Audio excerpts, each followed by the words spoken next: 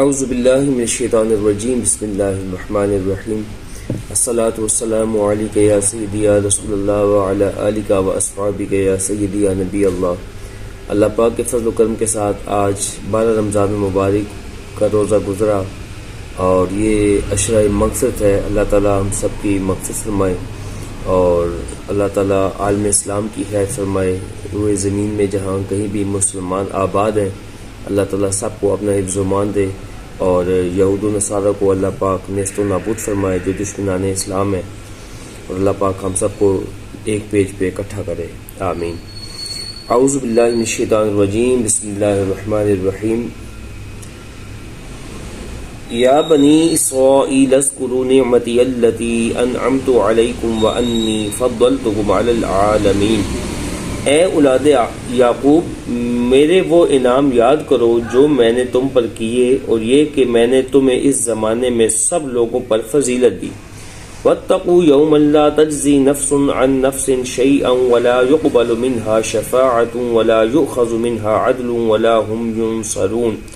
اور اس دن سے ڈرو جس دن کوئی جان کسی دوسرے کی طرف سے کچھ بدلہ نہ دے سکے گی، نہ اس کی طرف سے کسی ایسے شخص کی کوئی سفارش قبول کی جائے گی جسے اذن الہی حاصل نہ ہوگا، اور نہ اس کی طرف سے جان چھڑانے کے لیے کوئی معاوضہ قبول کیا جائے گا، نہ امر الہی کے خلاف اس کی امداد کی جا سکے گی۔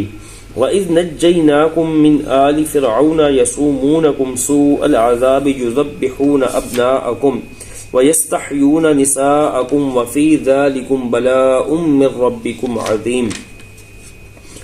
اور وہ وقت بھی یاد کرو جب ہم نے تمہیں قوم فرعون سے نجات بخشی جو تمہیں انتہائی سخت عذاب دیتے تھے، تمہارے بیٹوں کو ذبح کرتے اور تمہاری بیٹیوں کو زندہ رکھتے تھے، اور اس میں تمہارے پروردگار کی طرف سے بڑی کڑی آزمائش تھی۔ وَإِذْ فَرَقْنَا بِكُمُ الْبَحْرَ فَأَنْجَيْنَاكُمْ وَأَغْرَقْنَا آلَ فِرْعَوْنَ وَأَنْتُمْ تَنْظُرُونَ۔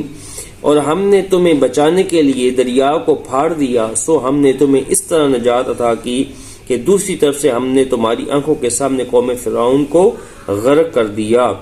وَإِذْ وَاعَدْنَا مُوسَىٰ 40 لَيْلَةً ثُمَّ اتَّخَذْتُمُ الْعِجْلَ مِن بَعْدِهِ وَأَنْتُمْ ظَالِمُونَ۔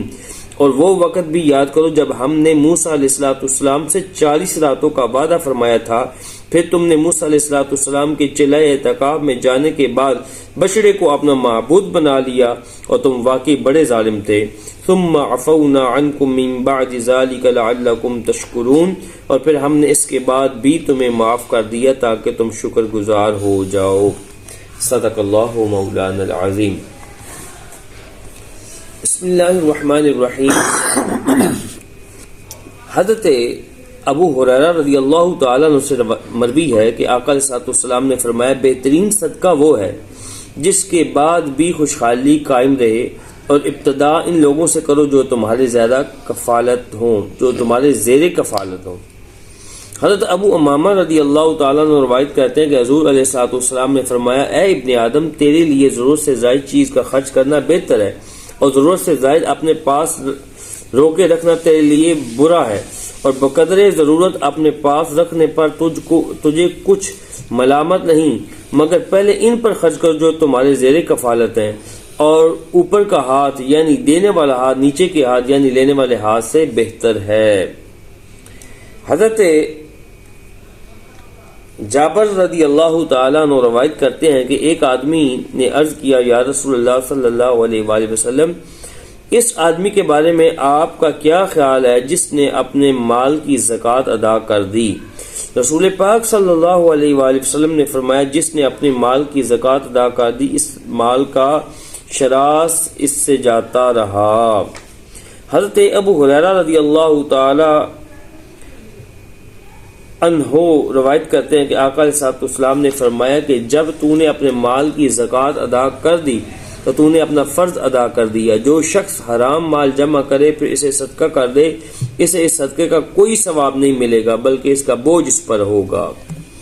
بڑی خاص بات ہے کہ اکثر لوگ کسی کا حق مار کر، کسی کے ساتھ فراڈ کر کے، اور وہ جو پیسہ وہ دولت ہوتی ہے وہ کروڑوں اربوں میں کرپشن کر کے اس میں سے لاکھوں اگر غریبوں پہ خرچ کر دیتے ہیں، دسترخوان لگا دیتے ہیں اس طرح، تو وہ ان کا صدقہ، ان کی خیرات کسی قابل قبول نہیں ہوگی، اللہ رسول کی بارگاہ میں وہ قبولیت کا شرف حاصل نہیں ہو سکتا، کیونکہ انہوں نے کسی کا حق تلفی کی ہوئی ہے۔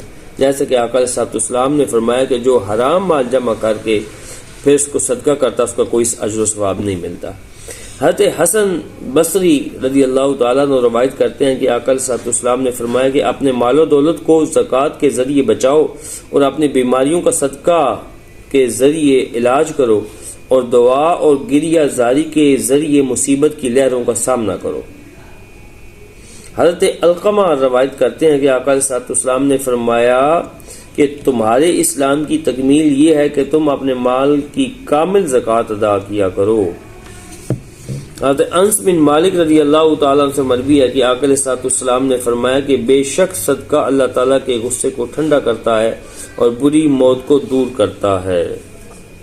حضرت ابو ذر غفاری رضی اللہ تعالیٰ عنہ سے مروی ہے کہ آقا علیہ السلام نے فرمایا تمہارا اپنا مسلمان بھائی کے سامنے مسکرانا بھی صدقہ ہے، تمہارا نیکی کا حکم دینا، برائی سے روکنا بھی صدقہ ہے، بھٹکے ہوئے کو راستہ دکھانا بھی صدقہ ہے، کسی اندھے کو راستہ دکھانا بھی صدقہ ہے، راستے سے پتھر، کانٹا، ہڈی وغیرہ تکلیف دہ چیز کا ہٹانا بھی صدقہ ہے، اپنے ڈول سے دوسرے بھائی کی بالٹی میں پانی ڈالنا بھی صدقہ ہے۔ سبحان اللہ۔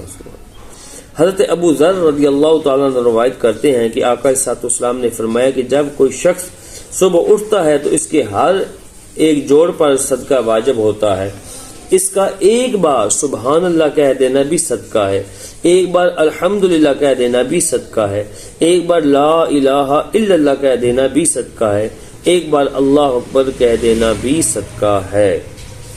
حضرت ابو ہریرہ رضی اللہ تعالیٰ عنہ روایت فرماتے ہیں کہ آقا علیہ السلام نے فرمایا کہ جو اس گھر کعبہ کا حج کرے جس میں نہ مباشرت ہو نہ گناہ کا کوئی کام، تو اس طرح واپس لوٹے گا جیسے آج ہی اس کی ماں نے اسے جنم دیا، یعنی تمام گناہوں سے پاک ہو کر۔ حضرت ابو ہریرہ رضی اللہ تعالیٰ عنہ روایت فرماتے ہیں کہ آقا علیہ السلام نے فرمایا کہ ایک عمرہ سے دوسرے عمرہ تک کا درمیانی عرصہ گناہوں کا کفارہ ہے، اور حج مبرور کا بدلہ جنت کے سوا اور کچھ نہیں ہے۔ اور حضرت ابو امامہ رضی اللہ تعالیٰ روایت فرماتے ہیں کہ آقا علیہ السلام نے فرمایا جس شخص کے فریضہ حج کی ادائیگی میں کوئی ظاہری ضرورت یا کوئی ظالم بادشاہ یا روکنے والی بیماری نہ آڑے آئے اور پھر بھی حج نہ کرے اور فریضہ حج کی ادائیگی کے بغیر مر جائے، تو چاہے وہ یہودی ہو کر مرے یا عیسائی ہو کر، اللہ کو اس کی کوئی فکر نہیں۔ اللہ اکبر، اللہ اکبر۔ جو بندہ حج کرنے کی جو ہے استعداد رکھتا ہے اور اس کو کسی ظالم بادشاہ یا کوئی ایسی بیماری بھی آڑے نہیں ہے، تو پھر بھی وہ حج نہیں کرتا، تو وہ مر جائے تو آقا علیہ السلام نے فرمایا کہ وہ یہودی یا عیسائی مرے، اللہ کو اس کی کوئی فکر نہیں۔ اللہ اکبر، اللہ اکبر۔ اللہ تعالی ہم سب کو حج بیت اللہ کی سعادت عطا فرمائے۔ حضرت ابو ہریرہ رضی اللہ تعالیٰ سے مروی ہے کہ آقا علیہ السلام نے فرمایا حج اور عمرہ کرنے والے اللہ تعالیٰ کے مہمان ہیں، وہ اس سے دعا کریں تو ان کی دعا قبول کرتا ہے، اگر اس سے بخشش طلب کریں تو انہیں بخش دیتا ہے۔ ایک روایت میں جہاد کرنے والے، حج کرنے والے، عمرہ کرنے والے کے الفاظ بھی ہیں۔ حضرت عبداللہ بن عباس رضی اللہ تعالیٰ عنہ روایت کرتے ہیں کہ آقا علیہ السلام نے فرمایا جو شخص بیت اللہ میں داخل ہو گیا وہ نیکی میں داخل ہو گیا اور برائی سے خارج ہو کر مغفرت پا گیا۔ حضرت ابو ہریرہ رضی اللہ تعالیٰ عنہ روایت فرماتے ہیں کہ آقا علیہ السلام نے ہمیں خطبہ دیا اور فرمایا کہ اے لوگوں تم پر حج فرض ہوا سو حج کرو۔ ایک شخص نے عرض کیا یا رسول اللہ صلی اللہ علیہ وسلم کیا ہر سال حج فرض ہے؟ آپ صلی اللہ علیہ وسلم خاموش رہے، یہاں تک کہ 3 مرتبہ اس نے یہ عرض کیا، تو اس کے بعد آقا علیہ السلام نے فرمایا اگر میں ہاں کہہ دیتا تو ہر سال فرض ہو جاتا۔ سبحان اللہ، میرے سرکار کی ہاں اور نہ میں فیصلے ہوتے ہیں، اور پھر تم اس کی طاقت نہ رکھتے، تو پھر فرمایا کہ میری اتنی ہی بات پر اکتفا کیا کرو جس پہ میں تمہیں چھوڑ دوں، اس لیے کہ تم سے پہلے لوگ زیادہ سوال کرنے اور اپنے انبیاء سے اختلاف کرنے کی بنا پر ہی ہلاک ہوئے۔ اللہ اکبر۔ لہٰذا جب میں تمہیں کسی چیز کا حکم دوں تو بقدر استطاعت اسے بجا لایا کرو اور کسی چیز سے منع کرو اسے چھوڑ دیا کرو۔